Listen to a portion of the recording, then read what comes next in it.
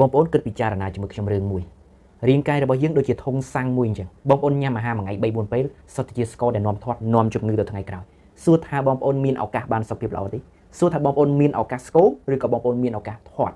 ស្ករអស់ហ្នឹងគឺជាស្ករដែលនាំឲ្យបងប្អូនធាត់លើសគីឡូហើយនឹងមានបញ្ហាទឹកនោមផ្អែមឬក៏បញ្ហាអ្វីផ្សេងទៀតបងប្អូនញ៉ាំចូលទៅមួយថ្ងៃ3 4ពេលបងប្អូនជួយចូលរួមគិតជាមួយខ្ញុំមើលតើបងប្អូនមានឱកាសបានសុខភាពល្អទេហើយបងប្អូនមានឱកាសឡើងគីឡូឬក៏មានឱកាសចុះគីឡូអញ្ចឹងបើសិនជាបងប្អូនមិនផ្លាស់ប្ដូរអាហារអស់ហ្នឹងទេសួរថាបងប្អូនមានឱកាសបានសុខភាពល្អទេមានឱកាសចុះគីឡូទៅតាមស្តង់ដារអត់មានឱកាសស្រកគីឡូឬក៏អត់ចូលរួមពិចារណាជាមួយខ្ញុំមើលបងប្អូនញ៉ាំអាស្ករនឹងរាល់ថ្ងៃហើយបងប្អូនសង្ឃឹមថាចុះមិនអាចទៅរួចទេមិនអាចសំបីតែ1%មានបងប្អូនខ្លះទៀតគាត់ព្យាយាមតមគាត់ព្យាយាមអត់ញ៉ាំបើសិនបើអាចធ្វើបានល្អប៉ុន្តែបើសិនជាធ្វើទៅអត់មានកម្លាំងអត់ស្រួលខ្លួនជាដើមសួរថាតើល្អសម្រាប់សុខភាពទេអត់ល្អដូចគ្នាអញ្ចឹងវិធីដ៏ត្រឹមត្រូវហើយងាយស្រួលគឺញ៉ាំអាហារណាដែលមានស្ករនិងសុវត្ថិភាពបើន័យថាបងប្អូនញ៉ាំប៉ុណ្ណាក៏វាអត់ប៉ះពាល់ដល់សុខភាពញ៉ាំប៉ុណ្ណាវាមិនបង្កទៅជាបញ្ហាលើស្ករទឹកនោមផ្អែមហើយវាជួយឲ្យយើងនោះមានសុខភាពល្អថែមទៀតផង